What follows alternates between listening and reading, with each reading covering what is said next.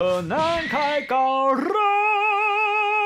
爽就站起来啦 ！Hello， 各位朋友，大家好，我是台湾二男。今天这部影片呢是全明星同龄眼的续集，也很有可能呢是全明星同龄眼的最后一集哦。那么今天这部影片呢，我们要来跟大家分享的内容呢，也就是从之前的我所发的影片当中所延烧出来的几个延伸事件哦，也就是关于喜分以及延烧出来的代打风波。那在评论这个风波之前呢，我想要先跟大家来分享一个故事。在某一次的模拟考当中呢，有一位本来 PR 值从来没有超过60的人，突然呢就摇身一变，变成全国第一。大家呢都在好奇这个人到底是怎么做的，他不肯说，只是默默的低头看着自己的书。后来其他同学发现这个人，他利用了模拟考出题中心的漏洞，让他100%答对题目，而且完全不会有任何的风险。但这个方法并不是作弊哦，只是利用某种考试出题的漏洞来做解答。这件事情呢，被其他认真想要考好模拟考的同学知道了。这些同学平常都是认真读书的同学啊，所以非常的生气，认为这个人用这样的方式来解题，非常的可耻。在想要考好模拟考的人当中，有一个第2名的人呢，就跳出来讲话啦，说凭什么我们认真念书的考不赢这个利用邪门歪道的来考试的？恶心！后来班上有一个意见领袖呢，知道这件事情之后呢，就顺着这个第2名的人呢出来讲话啦，把这件事情爆料了出来。这个同学呢，也因此遭受各方的猛烈炮火。但是呢，剧情发生了转变，有一些不在乎模拟考成绩的人认为，模拟考就只是模拟考啊，不会和任何人造成利益冲突。这个人用这样的解题方式不算作弊就没关系，而且他影响到的范围并不大啊，只有前几名的那些同学在靠腰，所以他们开始抨击这个意见领袖，说这个意见领袖在霸凌这一个并没有危害到任何人权益的人。然后那个模拟考第2名的人呢，被爆出来之前有在帮人接单、帮人考试，有些不该属于这个百分等级的人呢，成绩却比其他努力读书的同学还要来得高。这个时候问题来咯，到底是那个利用投机方式考到全国第一的同学可耻呢，还是那个认真读书但却曾经帮人代考的同学可耻呢？有一说一，这2个确实都该喷，但必须承认，意见领袖也被模糊焦点了。还有一个应该被喷的，应该是那个模拟考出题中心吧？如果不是他设计出这种有瑕疵的出题机制，那个全国第一的也不会用这个方法用得这么爽，对吧？好的，那么相信呢，讲完刚才这个故事，大家都应该知道我们在影射一些什么样子特定的人士了，对吧？首先呢，刚才那位全国第1名利用模拟考中心出题漏洞机制的人呢，就是我们所谓的喜分仔。那么另外一位见不得第1名好，愤而告发，结果被人抓包他有在进行代考这件事情的人呢，也就是我们所谓的代打仔。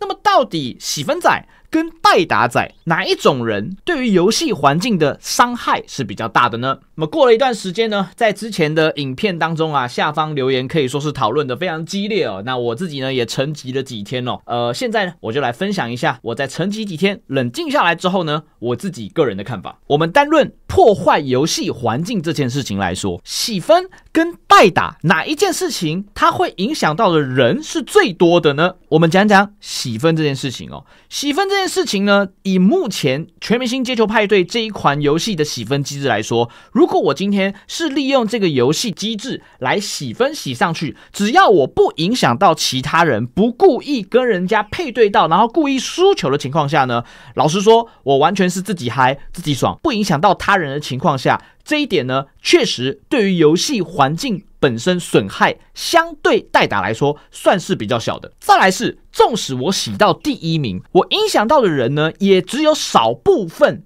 排行榜前几名那几个想要冲击前几名排行榜的人而已。所以今天我们单论汤神教科书这个例子来说，它对于游戏环境的损害确实没有像是代打来的这么严重。而代打就不同了，我们都知道接单代打绝对会是一直接一直接，绝对不会只接一次就结束了，对吧？那么接到的单呢，可能会有各种不同阶层的单，可能会有黄金仔，可能会有钻石仔，也有可能会有传奇巨星仔，所以等于说各阶层的人你都有机会是他们的客群。那么问题就来了原本我可能是个黄金仔，我跟另外2个黄金仔一起排，当我们在排位的时候，撞到的人虽然都是黄金仔，可是实际上他们的实力是远超黄金仔，甚至是职业水平的。那这样子，我身为一个黄金仔，或我跟我的队友身为黄金仔，我们是不是就很严重的被影响到我们的游戏体验了？虽然我们只能摸摸鼻子，知道自己的不足，但事实上我们打的这个强度已经远超我们现在应有的段位了。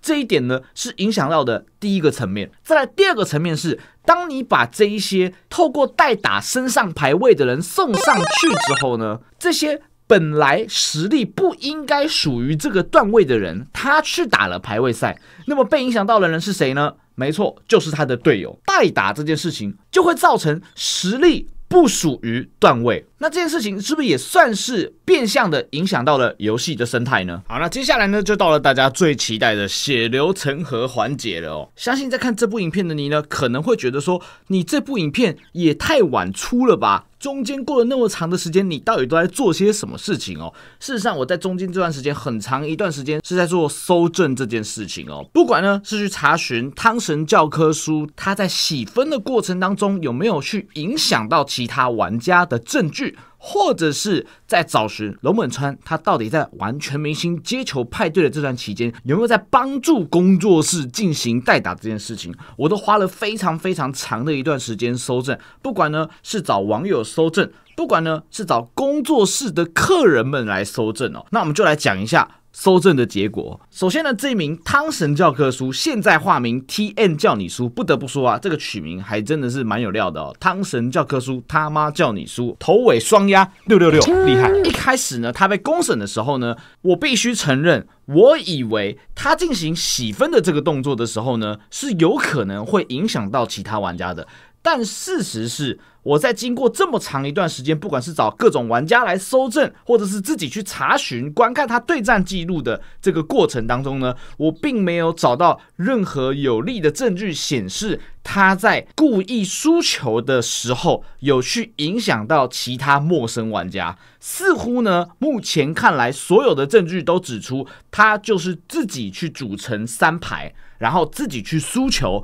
然后赢的时候呢，反而还带了陌生的玩家打电脑一起上分了。所以呢，纵使我不认同他的这种洗分的做法，但事实就是他影响到的的确只有少部分前几名想要冲榜的玩家而已。所以在此呢，我必须要为在一开始对于汤神教科书在洗分过程当中呢，会故意输球而影响到路人的这一个指控呢，做出郑重的道歉。所以纵使我不认同你这样子的做法，但是我必须还是得说对不起汤神教科书。再来第二点是龙本川的代打嫌疑哦。在搜证的过程当中呢，我采访到了多位人士，不管是以前我有认识一些呢，可能被我知道有去买代打的人，或是有去找过 VB 工作室买代打的人，甚至是 VB 工作室的成员，所有的证据都显示，龙本川他虽然在以前玩灌篮高手的时候呢，是有在接单代打的，但是在玩全明星接球派对呢，他自己是从来没有接单代打过的。所以呢，如果你是川黑，你也不需要一直抓着他完全明星接球派对代打这一点呢来往死里打。当然呢，如果上述的2点呢，你真的手边有任何的有力证据，也欢迎你提供给到我哦。虽然呢，我不一定会再做下一集就是了。按照上述所说，听起来我很像在帮洗分仔护航，但实际上，不管你损害到的是多数人的权益，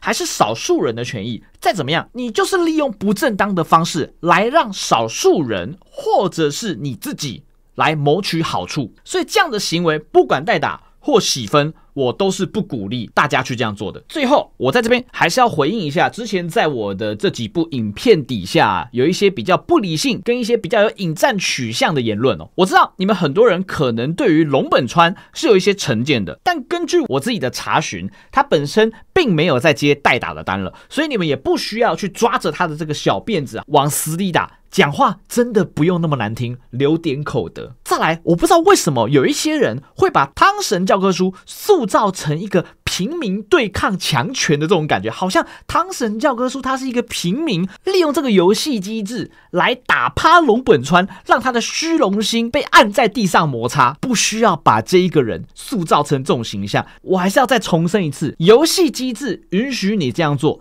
但客观来说，你这个手法本身就不是一个正当的手段，所以你也不需要多做解释说，我并没有影响到其他人。不管你影响到的是多数人还是少数人，你就是影响到人了，所以也不需要去合理化他的这个行径。我们能做的就只是尽量让我们不要去成为上述的这两种人，也就是所谓的代打跟洗分。再来，最后还是要说一下，全明星接球派对啊，事情烧成这样，说真的，不做点什么说不过去吧？解决方案我都放在之前那部影片的12分30秒以后了，去看一下，顺便帮我水个流量。如果仍然毫无作为，那我就等于你们就默许这件事情发生了。好了，那么这部影片呢，也算是给我们之前的这个洗分系列呢画下一个句点了。那我知道呢，可能还是有很多的人呢会不认同我这样子的说法，或者是你可能会对这样的结论呢是有一点意见的。我只能说啊，经过这么多的讨论跟这么多的回复，我认为这件事情呢，双方都各有各支持的理由。你也不用来说服我说你说的是错的，我也不会去说服你说你说的一定是错的。这件事情就和台湾的政治一样，永远吵不完。如果呢，你真的认为我有什么地方说错的，那我只能说，好的，你说的都对。以上呢，我们这部影片大概就到这边结束啦。祝大家有个美好的夜晚，大家晚安，拜。